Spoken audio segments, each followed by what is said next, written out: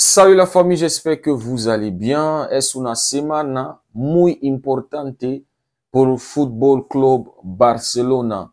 Les amis, après un week-end qui a été super tendu, un week-end rempli de polémiques, le Real Madrid qui a mis la honte sur le football espagnol, mais heureusement le Barça l'a lavé, le football a triomphé sur la corruption, sur la manipulation, sur le criminalisme. Oui, on a vu les joueurs du Real Madrid vouloir taper sur l'arbitre et j'espère que la sanction va être très lourde. Après un week-end qui a été très tendu entre le Real Madrid et tout ce qui concerne le football en Espagne, les amis, on a vu que ce Classico est allé jusqu'en prolongation. Un match qui pouvait se terminer en 90 minutes. Si le match avait été bien arbitré, le Barça aurait gagné en 90 minutes et ça aurait donné 30 minutes de plus aux joueurs pour pouvoir se reposer. Mais malheureusement, avec la corruption, avec un arbitre qui était sous l'emprise du Real Madrid, sous l'emprise du mauvais esprit des dieux madrilènes, parce qu'ils sont maintenant des dieux, ils sont des divinités. Donc, mes amis, un arbitre qui était sur hypnose, hypnotisé par le Real Madrid.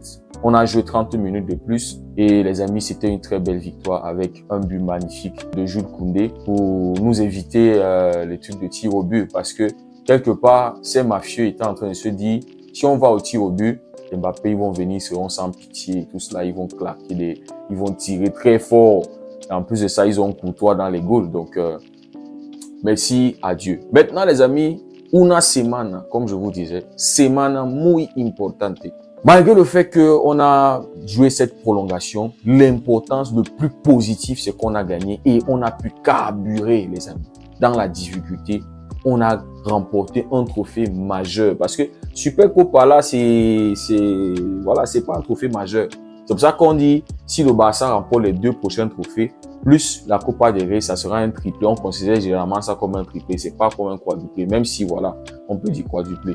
Donc, tu as remporté un trophée le week-end contre ton plus grand adversaire qui s'est souillé aux yeux du monde entier. Maintenant, les amis, ce week-end, l'adversaire du Barça, mercredi en Champions League Inter, recevait la Roma. Et les amis, ça s'est terminé par une victoire de la Roma, 1-0. Et ça fait une 3e défaite successive de l'Inter Milan. Après avoir perdu contre Bologne le week-end surpassé. La semaine dernière, ils ont aussi joué les demi-finales de la Coppa Italia, match retour contre l'AC Milan, défaite 3-0. Et puis hier, dimanche, la défaite contre la Roma. Donc ça fait 3 défaites d'affilée pour l'Inter Milan. Ils ne sont pas dans une bonne forme. Mentalement, le coach a dit les joueurs sont en train de s'épuiser. On a l'impression que l'Inter est en train de se dégonfler à un moment important. Avant la demi-finale de la Coppa Italia, Inter était dans le débat de faire un quadruplé. Mais après avoir été éliminé, et la défaite hier contre la Roma en championnat, les gars, ça met Inter dans une position très compliquée avant de venir faire face au Barça. Et Champions League, ils peuvent toujours se qualifier pour la finale s'ils sont sérieux. Actuellement, en championnat, ils ont perdu la première place au profit de Napoli qui a joué hier et qui a gagné son match. À la mi-temps, c'était déjà 2-0 avec un but de McTominay. Donc, Inter est sous pression avant de venir faire face au Barça. On ne sait pas quel visage ils vont afficher. Il y a Pavard et Thuram qui ne vont pas certainement jouer le match aller. Donc, mes amis, on ne sait pas quel visage ils vont montrer quand ils vont venir chez nous à Montjuic. Là, il faut faire très, très attention. Maintenant, comme on le sait, le Barça est allé en prolongation contre le Real Madrid. Et pour moi, je dis que c'est un plan pour fatiguer le Barça, sachant bien qu'il y a un match en semaine pour le Barça, un match important. L'objectif de cette fin de saison du Barça, c'est de faire un quadruplé. Donc, je pense que l'une des méthodes que le système du football en Espagne est en complot avec le Real Madrid et tout ça, l'une des méthodes, c'est de fatiguer le Barça. Je lisais sur une page madrilène, je pense que c'est selon Marca, ils ont posté là, c'est selon Marca, que dans le vestiaire du Real Madrid, ils veulent se donner à fond, ils y croient qu'ils peuvent prendre la Ligue entre les mains du Barça.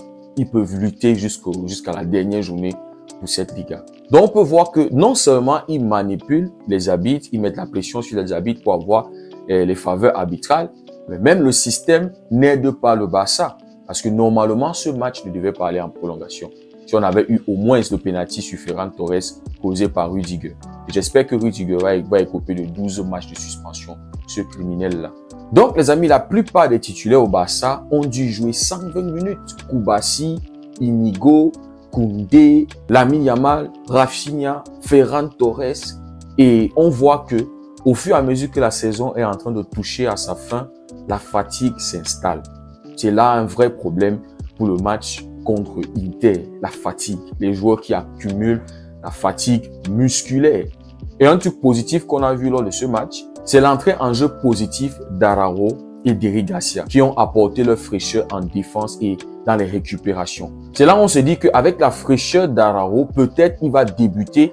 Il y a une possibilité qu'il débute contre Inter Milan puisqu'on voit qu'il y a de la fatigue et Inigo Martinez pourrait être décalé au poste de Gérard Martin. Pour moi, les amis, je pense que c'est une très bonne solution parce que Inter Milan, on sait que c'est pas une équipe qui presse haut, qui joue haut. C'est une équipe qui joue bloc bas et qui va aller en contre-attaque. D'où Araujo peut être super important dans les replis défensifs parce qu'on sait que c'est un défenseur qui va vite. Et on sait qu'il a besoin juste d'être un peu plus intelligent dans ses interventions. Maintenant, une chose positive, c'est que les milieux de terrain ont été préservés, ont été reposés.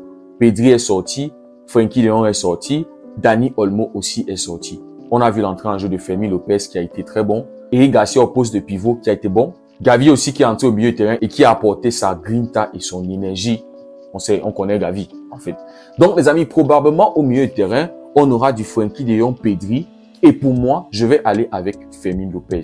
Parce qu'il y a ce doute-là. Est-ce qu'il faut débuter avec Dani Olmo ou avec Fermin Lopez? Pour moi, je vais vous dire, je préfère débuter avec Fermin Lopez puisque Dani Olmo a déjà débuté pas mal de matchs. Hein. Et on se rappelle du tacle assassin qu'il a subi contre Tchouaméni. Donc pour moi, je pense que Dani Olmo pour ce match doit être un joker que d'être un titulaire. Et offensivement, on sait qu'il n'y aura pas de changement.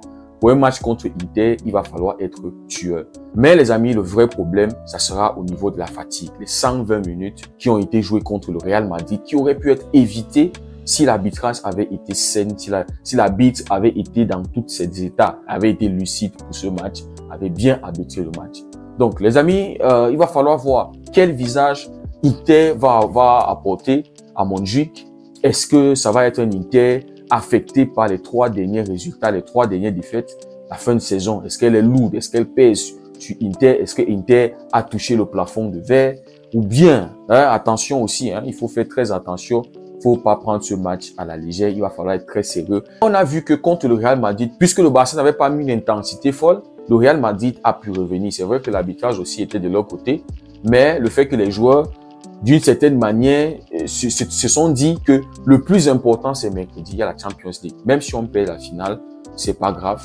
Et cela fait en sorte que, voilà, le Real Madrid a pu pousser. On a vu le Real Madrid jouer haut, presser le Barça et tout. Contre Inter, les amis, il va falloir mettre l'intensité qu'il faut et il va falloir être chirurgical et clinique. Les amis, demain, il y aura un avant-match Inter Milan. Je vais essayer de voir quelques matchs pour parler un peu plus en détail de ce match. Dites-moi ce que vous en pensez en commentaire.